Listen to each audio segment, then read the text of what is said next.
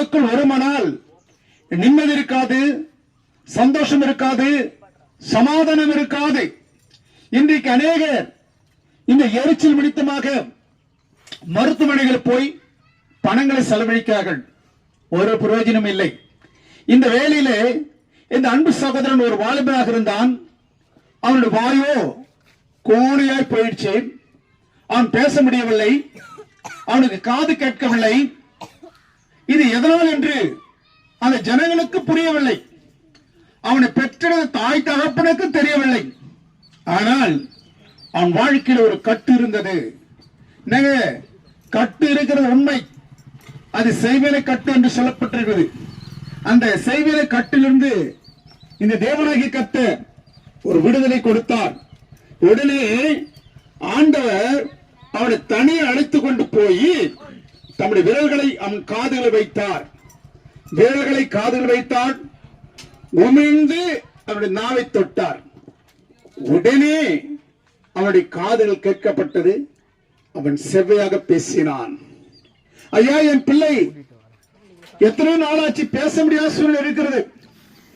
என் பிள்ளை நடக்க முடியாத சூழ்நிலை இருக்கிறது. என் பிள்ளை பார்க்க முடியாத சூழ்நிலை இருக்கிறது.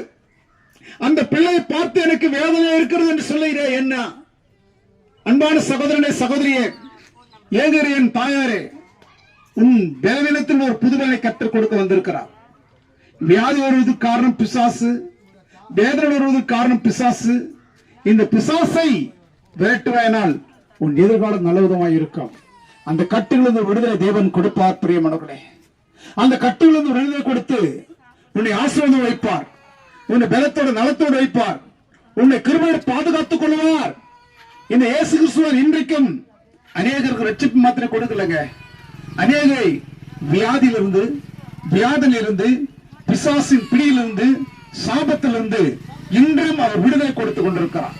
உன் சாபம் எதுவாக இருந்தாலும், உன் பாவம் எதுவாக இருந்தாலும் இந்த இயேசு கிறிஸ்து நோக்கிப்பார். உன் பாவத்துக்கு பரிகாரி இந்த கர்த்தர் ஒருவர்தான். உன் பாவத்துக்கு பரிகாரி இந்த பரிசுத்தர் ஒருவர்தான். இந்த பாவத்துக்கு பரிகாரி இந்த யெகோவா தேவன் ஒருவர்தான். இவரை நோக்கி பாருங்கள். அவர் ரத்தத்தினால நம்மளுக்கு மீட்பு உண்டு.